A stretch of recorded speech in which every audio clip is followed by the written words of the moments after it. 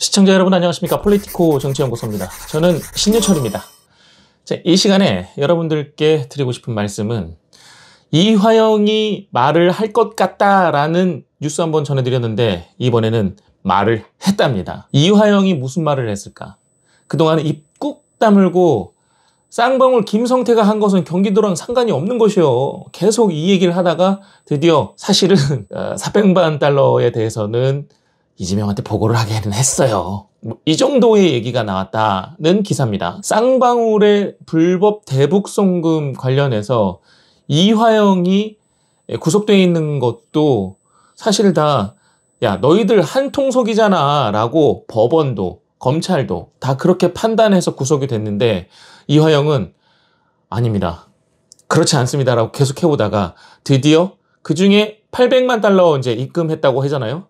800만 달러 중에 300만 달러 정도는 사전 보고를 했다라고 말을 했다는 겁니다. 근데 300만 달러 할 때 보고했으면 더 큰 액수잖아요. 500만 달러 할 때는 보고 안 했겠어요? 다 했지. 그런데 지금 조금씩 조각으로 입을 열다 보니까 아마 이 정도의 뉴스만 나온 것 같습니다. 300만 달러보다 500만 달러가 그 전의 일입니다. 500만 달러는 2019년 1월과 4월에 이제 입금이 돼 있는 거고 11월과 12월, 같은 해 11월과 12월에 300만 달러를 입금한 건데 그게 어떻게 300만 달러만 보고할 수 있겠습니까? 일반적인 상식으로 봤을 때 300만 달러 얘기했으면 500만 달러도 얘기했겠구나 정도가 나올 거고 자, 500만 달러에 대해서는 스마트팜 개선 사업비라는 거고 300만 달러에 대해서는 방북 비용 대납이다 라고 지금 갈라치기를 하는 것 같습니다. 스마트팜 비용은 너네가 스마트팜 하고 싶으니까 그거 입금한 거 아니여. 이 300만 달러는 방북이니까 당연히 이재명한테 보고했지. 무슨 개소리입니까 그게. 스마트팜 사업은 그러면 경기도 통해서 하는 사업 아니에요? 당연히 경기도 통해서 하는 사업이면 당연히 이재명 귀로 들어가는 건데 어떻게 그걸 갈라치기 합니까? 지금 깊게 생각할 여력이 없을 수도 있어요.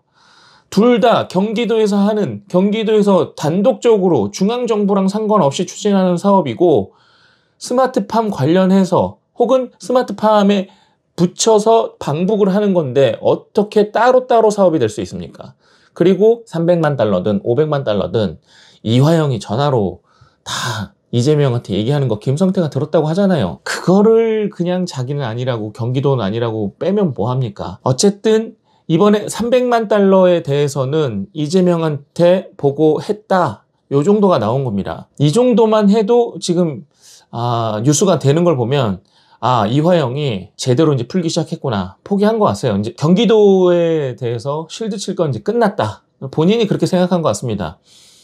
또 워낙에 지금 증거들이 많이 나와 있고 인적 증거가 또 나와 있고 물적 증거도 지금 있는 거 아닙니까? 입금 기록들이 다 있으니까 이재명에게 보고했습니다 라는 이 진술 자체는 큰 의미가 있다. 이제 이재명 쪽으로 화살이 갈 수 있게 됐습니다. 이 같은 진술이 이제 나오니까 법조계에서는 이런 얘기도 나옵니다. 검찰이 말이죠. 이재명에게 제3자 뇌물죄 이것도 적용 가능하겠다 라고 보는 거죠. 지금 쌍방울 건만이 아니라 성남 FC 건도 그렇고 제3자 뇌물죄로 얽혀있는 것들이 있는데 이재명이 하는 사업의 스타일이 이런 식이었던 걸로 보면 제3자 뇌물죄도 요번에도 그게 적용이 되는 게 맞는 것 같다는 생각이 들고 그렇겠죠. 쌍방울 입장에서는 이재명 보고 돈 줬지 뭐 다른 사람 보고 돈 줍니까?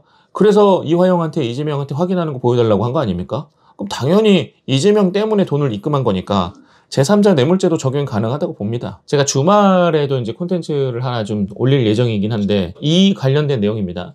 이화영이 이번에 이 진술을 시작했다는 것은 이해찬에게까지 이제 영향이 갈 수 있게 되는 겁니다. 이화영이 단독으로 대북 사업을 했을 거라고 보기 어려워요. 이화영은 워낙에 이해찬의 밑에서 대북에 관련된 사업들 이 트레이닝을 계속 받았을 것 같거든요.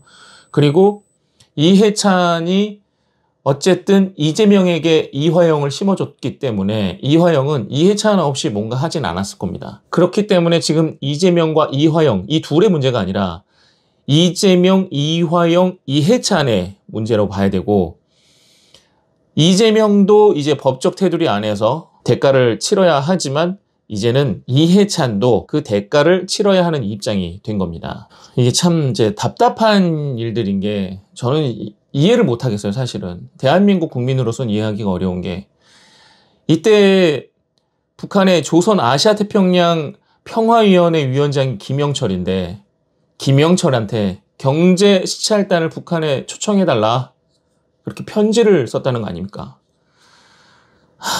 그러니까 이재명이 그걸 또 심지어 기록으로 남겨놔서 공문 형태로 또 만들어놨어. 어쨌든 그 편지를 김영철한테 보낸 겁니다. 우리 좀 도와줘. 우리가 경제적으로 너네 함께 할 수 있도록 우리 좀 도와줘. 김영철이 어떤 사람이에요? 2010년 천안함 폭침, 연평도 포격 지휘했던 사람입니다. 정말 이 사람한테 이 편지 쓸 마음이 생겼나 모르겠습니다. 도대체 무엇을 생각하고 김영철과 사업을 할 생각을 했는지 사실 저는 거기서부터 따져봐야 된다고 생각합니다. 자, 일단은 이화영이 드디어 입을 열었다. 오늘 여기까지 하고요. 오늘의 마지막 한 줄 평은 줄줄이 알사탕입니다. 고맙습니다. 여기까지입니다.